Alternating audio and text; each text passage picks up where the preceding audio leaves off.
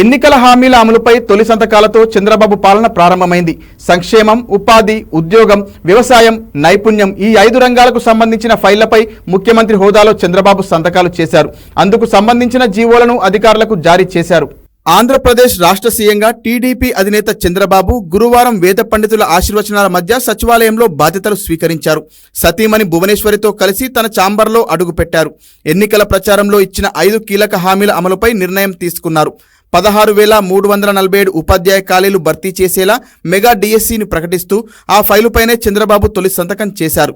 రాష్ట్రం విడిపోయిన తర్వాత ఒకేసారి ఇంత భారీ సంఖ్యలో ఉపాధ్యాయ పోస్టులు భర్తీ చేపట్టడం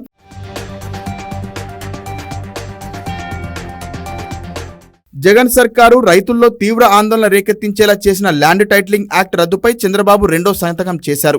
రైతుల భూములను వివాదాస్పదం చేసి కబ్జాదారులకు కోరలు తొడిగేలా రూపొందించిన ఈ చట్టాన్ని సమాధి చేసే ప్రక్రియకు శ్రీకారం చుట్టారు. ఈ చట్టంలోని లోపాలు, లోటుపాట్లను ఎన్నికల ప్రచారంలో చంద్రబాబు సవివరంగా చెప్పారు. తాము అధికారంలోకి వస్తే ఈ చట్టాన్ని రద్దు చేస్తూ రెండో సంతకం పెడతానని బహిరంగంగా ప్రకటించారు.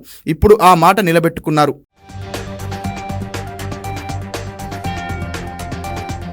పేదల పింఛన్ మొత్తాన్ని 3,000 నుంచి ఒకేసారి 4,000కు పెంచారు. చంద్రబాబు తన మూడో సంతకాన్ని ఈ ఫైలుపైనే చేశారు. మేం అధికారంలోకి వస్తే ఏప్రిల్ నుంచే పెరిగిన పింఛన్ అమలు చేస్తామని, ఈ మొత్తాన్ని కూడా కలిపి జూలైలో ఇస్తామని చెప్పారు. జగన్ రాగానే మూసేసిన అన్నా క్యాంటీన్లను పునరుద్ధరిస్తూ చంద్రబాబు 4వ సంతకం చేశారు. ఇక రాష్ట్రంలోని యువత, ప్రైవేట్ ఉద్యోగుల్లో ఎటువంటి ఉద్యోగ నైపుణ్యాలు ఉన్నాయో తెలుసుకుని వారికి మరింత నైపుణ్య శిక్షణ ఇవ్వడానికి ఉద్దేశించిన నైపుణ్య గణన నిర్వహణపై చంద్రబాబు 5వ సంతకం చేశారు.